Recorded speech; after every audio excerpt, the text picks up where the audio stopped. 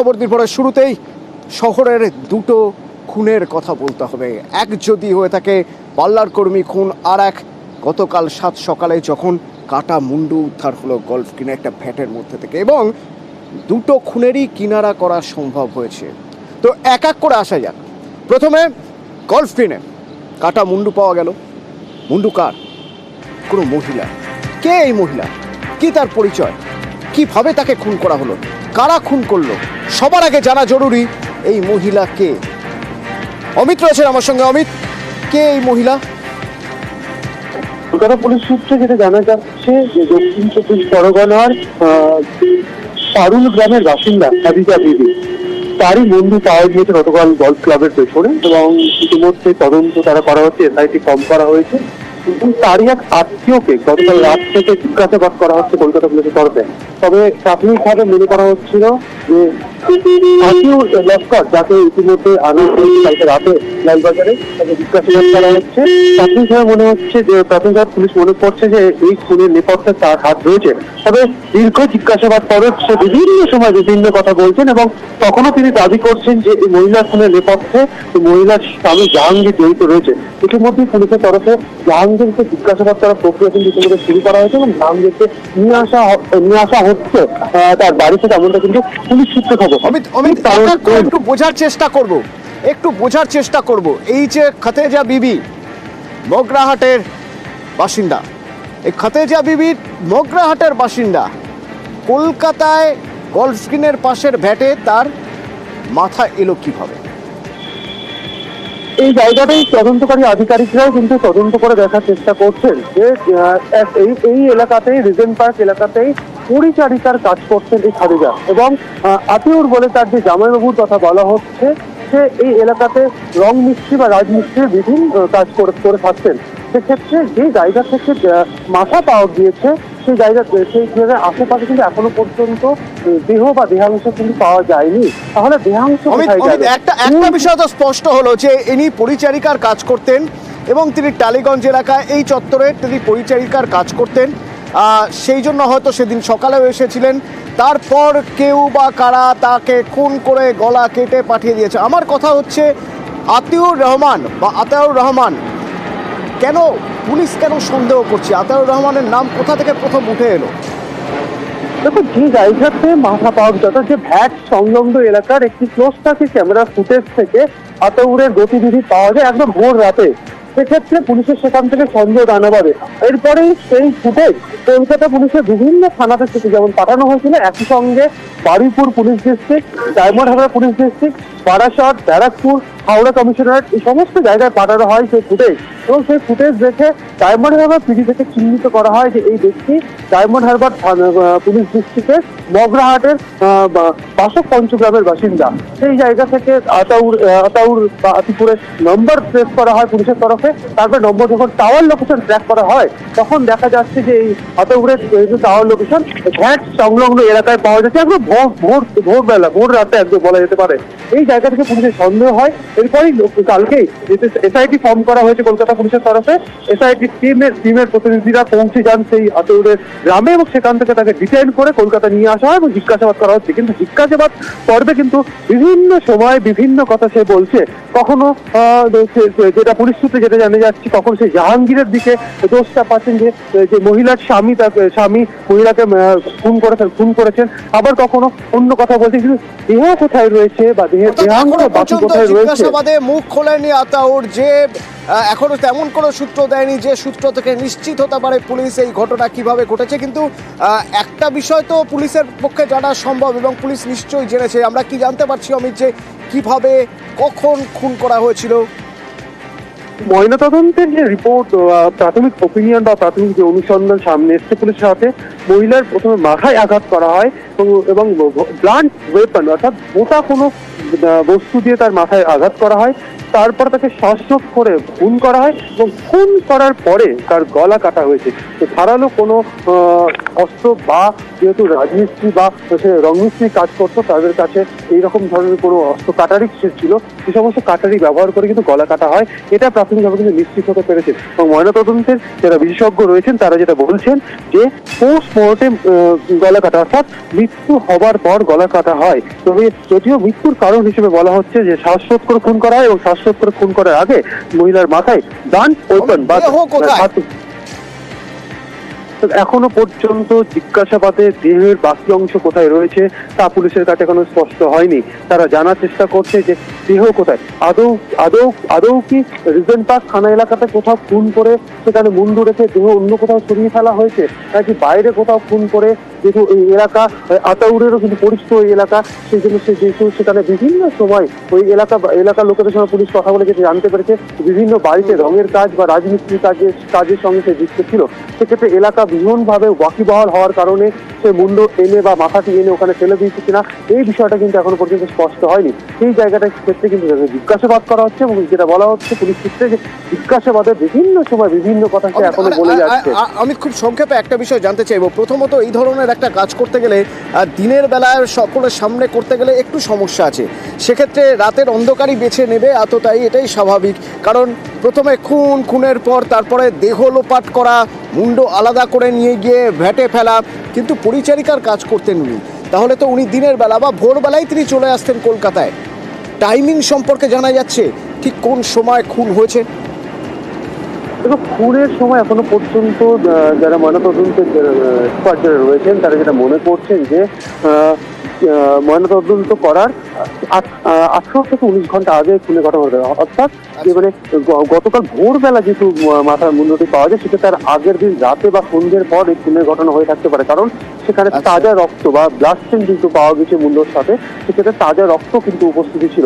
সেক্ষেত্রে স্বাভাবিকভাবেই মনে করা হচ্ছে যে পুলিশ তদন্ত করছে। এখনো পর্যন্ত আতাউর রহমানকে পুলিশ জালে নিয়েছে ঠিকই, কারণ তার মোবাইল লোকেশন, তার মোবাইলের টাওয়ার লোকেশন থেকে ক্লোজ সার্কিট ক্যামেরায় তাকে দেখে এবং এই এলাকায় সে কাজ করছিল রং মিস্ত্রির, সেই দিক থেকে এবং একটা আত্মীয়তার যোগসূত্র রয়ে গিয়েছে খালিজা বিবির সঙ্গে, সেই জায়গা থেকে কিন্তু এখনও পুলিশের কাছে মুখ খোলেনি আতাউর রহমান। আর যতক্ষণ না পর্যন্ত মুখ খুলছে ততক্ষণ পর্যন্ত জানাও সম্ভব নয় দেহ কোথায়।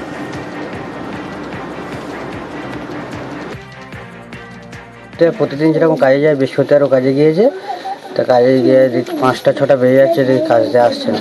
তা আমরা তখন খোঁজ করার পরে প্রথমে এখানে 2-1 জায়গায় খোঁজ করার পরে পাচ্ছি না। তারপর শুক্রবার রাত্রে দেখলাম ওই খবর এলো। ওনারা শাস্তি পাক, তারা খুন করেছে, তারা শাস্তি পাক। এখনো পর্যন্ত পুরোপুরি রহস্যভেদ হয়েছে এ কথা বলা যাবে না, কিন্তু মাত্র 4 ঘন্টা সময়ের মধ্যে পুলিশ রহস্যভেদ করে ফেলেছে পার্লার কর্মীর খুনের। পার্লার কর্মী খুন হয়েছিলেন এবং কে, কোথা থেকে, কিভাবে খুন করা হয়েছে বা কে খুন করেছেন এই বিষয়ে স্পষ্ট করা হয়েছে মাত্র 4 ঘন্টার মধ্যে। পুলিশের 4 ঘন্টা লেগেছে মাত্র সাফল্য আসতে, খুনিকে ধরতে। তার ফেসবুক ফ্রেন্ডকে ধরতে 4 ঘন্টা মাত্র সময় লেগেছে। কিভাবে জানার আগে প্রথমে আমার সহকর্মী বিবেক রয়েছেন, তার সঙ্গে কথা বলে জানতে চাইব। বিবেক, প্রথম থেকে যদি একটু জানতে চাই, কখন দেহ পড়ে থাকতে দেখা যায়, তার স্বামী কখন দেখেন, পুলিশে কখন খবর দেয়, তদন্ত কিভাবে শুরু হয়?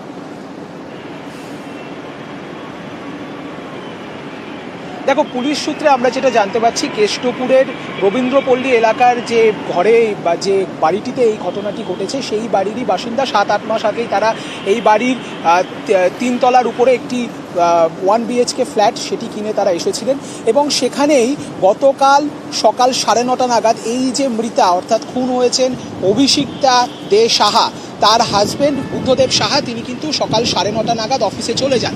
পরবর্তীকালে পুলিশ সূত্রে যেটা জানা যাচ্ছে বা পুলিশের কাছেও বুদ্ধদেব বাবু যেটা বলছেন যে বেলা 11টা নাগাদ তার স্ত্রীকে তিনি ফোন করেছিলেন, ফোন বাজেনি।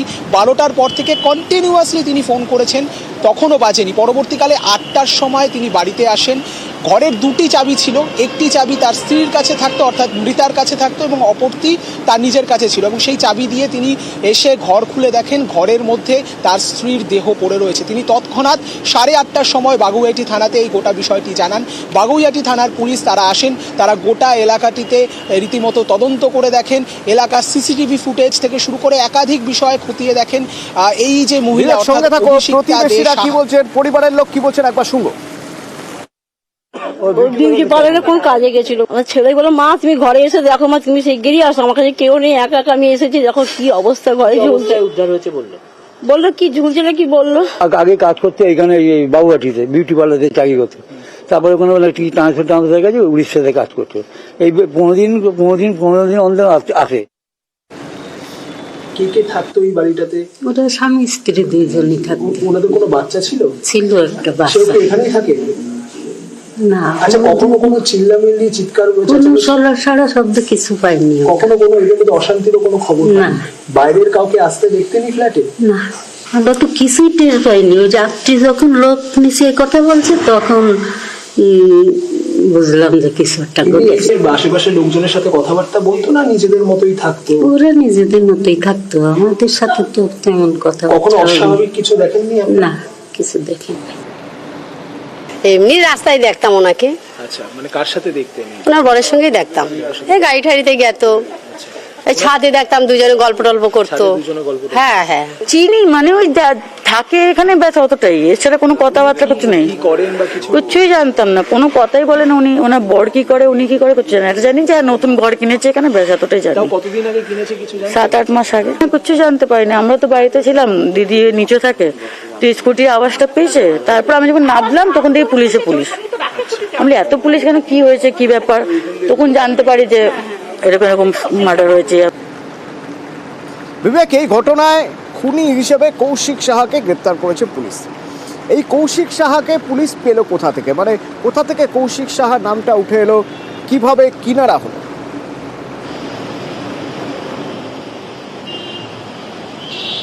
প্রথমত ফেসবুক অর্থাৎ সোশ্যাল মিডিয়াতে আমরা সবাই জানি যে এখন আমাদের অনেক গতিবিধি বেড়ে গিয়েছে। প্রত্যেকটি মানুষের ফেসবুক বা এই ধরনের যে সমস্ত সোশ্যাল মিডিয়া আছে সেখান থেকে অনেক তথ্য জানা যায়। ঠিক এই জায়গাটাকেই হাতিয়ার করেছে পুলিশ।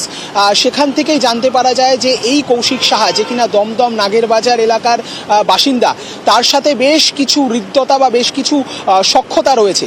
এবং পরবর্তী সময়ে এই কৌশিক সাহার নাম্বার জোগাড় করে সেই নাম্বারের টাওয়ার লোকেশন এবং আশেপাশের দু একটি বাড়ি, যদিও যে বাড়িতে এই ঘটনা ঘটেছে সেখানে কিন্তু কোনো সিসিটিভি বা সিকিউরিটির কোনো ব্যবস্থা নেই, কিন্তু আশেপাশের যে ফ্ল্যাটগুলি সিসিটিভি, সেখান থেকে পুলিশ নিশ্চিত হয় যে এই কৌশিক সাহা তিনি কিন্তু এই বাড়িতে গতকাল এসেছিলেন। এবং সেই জায়গা থেকে কিন্তু কৌশিক সাহার ব্যাপারে আরও ডিটেলে তদন্ত করতে শুরু করে পুলিশ।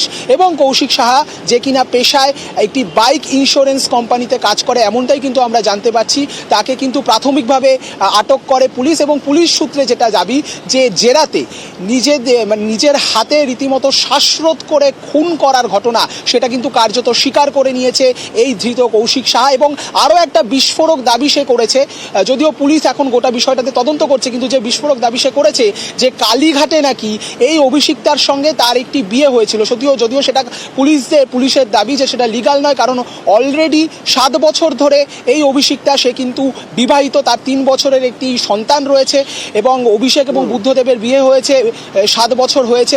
ফলে সেই জায়গা থেকে কতটা সত্যি কথা বলছে এই ধৃত কৌশিক সাহা সেটাও একটা তদন্তের বিষয়, সেই বিষয়টাও পুলিশ তদন্ত করে দেখবে। তবে কার্যত 4 ঘন্টার মধ্যে সত্যিই বেনজির সাফল্য, কার্যত 4 ঘন্টার মধ্যে গোটা ঘটনার একেবারে তদন্ত করে রীতিমতো অভিযুক্ত বা প্রাথমিক সাসপেক্ট যাকে করা হচ্ছে তাকে গ্রেফতার করা হয়েছে। তার মুখ থেকে কার্যত জেরা করে কার্যত স্বীকারোক্তি হাসিল করেছে পুলিশ, যেটা কার্যত এক্ষেত্রে বলা যেতে পারে একরকম সাফল্য বলা যেতেই পারে। ধন্যবাদ বিবেক। আমরা যখন ইনভেস্টিগেশনটা স্টার্ট করলেন, অনেক টেকনিক্যাল এভিডেন্সও কালেক্ট করেছিলেন। একটা লিড পেলেন আমরা ফেসবুক থেকে। একটা ফেসবুক ফ্রেন্ড ছিল, এই মহিলার একটা ফেসবুক ফ্রেন্ড ছিল, উনি কৌশিক সাহা। তো হাজব্যান্ড আমার টিমকে ইনফরমেশনটা দিলেন এনার সঙ্গে একটা অ্যাফেয়ার ছিল, তার ওই এই জন্য বাড়িতে একটু প্রবলেম ছিলেন। তো এই লিডটা ফলো করে আমরা কৌশিক সাহাকে ইনফরমেশনটা, আমরা যে ইনফরমেশন পেলাম 2 ঘন্টার মধ্যে আমরা কৌশিক সাহাকে অ্যারেস্ট করে নিয়ে এসেছি। তো Koushik Saha according to technical evidences আর যে আই উইটনেসেস আছে, কৌশিক সাহা আর সিসিটিভি ফুটেজেসও আছে, কাছাকাছি যে বাড়ির সিসিটিভি ফুটেজেসও আছে। আর এনার টাওয়ার লোকেশন, কৌশিক সাহাটা ওখানেই ছিলেন আর উনি ওনার গিল্টটা কনফেস করে দিয়েছে।